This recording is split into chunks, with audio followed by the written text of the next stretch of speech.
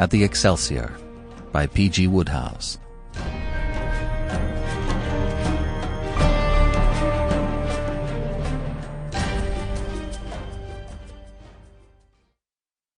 Chapter 1. The room was the typical bedroom of the typical boarding house, furnished, insofar as it could be said to be furnished at all, with a severe simplicity. It contained 2 beds, a pine chest of drawers, a strip of faded carpet, and a wash-basin. But there was that on the floor which set this room apart from 1,000 rooms of the same kind. Flat on his back, with his hands tightly clenched and one leg twisted oddly under him, and with his teeth gleaming through his grey beard in a horrible grin, Captain John Gunner stared up at the ceiling with eyes that saw nothing. Until a moment before, he had had the little room all to himself, but now 2 people were standing just inside the door, looking down at him. One was a large policeman, who twisted his helmet nervously in his hands. The other was a tall, gaunt, old woman in a rusty black dress who gazed with pale eyes at the dead man. Her face was quite expressionless. The woman was Mrs. Pickett, owner of the Excelsior boarding house. The policeman's name was Grogan. He was a genial giant, a terror to the riotous element of the waterfront, but obviously ill at ease in the presence of death.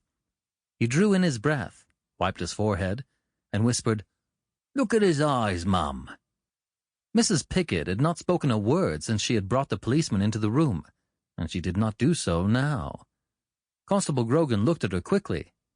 He was afraid of Mother Pickett, as was everybody else along the waterfront. Her silence, her pale eyes, and the quiet decisiveness of her personality cowed even the tough old salts who patronized the Excelsior. She was a formidable influence in that little community of sailormen. "That's just how I found him," said Mrs. Pickett. She did not speak loudly, but her voice made the policeman start. He wiped his forehead again. "It might have been apoplexy," he hazarded. Mrs. Pickett said nothing. There was a sound of footsteps outside, and a young man entered, carrying a black bag. "Good morning, Mrs. Pickett. I was told that— Good Lord!" The young doctor dropped to his knees beside the body and raised one of the arms. After a moment he lowered it gently to the floor and shook his head in grim resignation. "He's been dead for hours," he announced. "When did you find him?"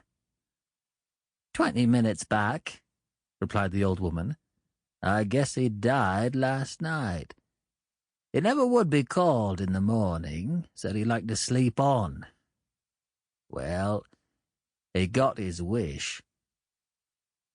"What did he die of, sir?" asked the policeman. "It's impossible to say without an examination," the doctor answered. "It looks like a stroke, but I'm pretty sure it isn't. It might be a coronary attack, but I happen to know his blood pressure was normal and his heart sound. He called in to see me only a week ago, and I examined him thoroughly. But sometimes you can be deceived. The inquest will tell us."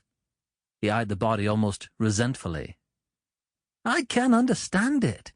The man had no right to drop dead like this. He was a tough old sailor who ought to have been good for another 20 years. If you want my honest opinion, though I can't possibly be certain until after the inquest, I should say he had been poisoned." "How would he be poisoned?" asked Mrs. Pickett quietly. "And that's more than I can tell you. There's no glass about that he could have drunk it from. He might have got it in capsule form. Why should he have done it? He was always a pretty cheerful sort of old man, wasn't he?" "Yes, sir," said the constable. "He had the name of being a joker in these parts, kind of sarcastic, they tell me, though he never tried it on me." "He must have died quite early last night," said the doctor. He turned to Mrs. Pickett. "What's become of Captain Muller? If he shares this room, he ought to be able to tell us something about it."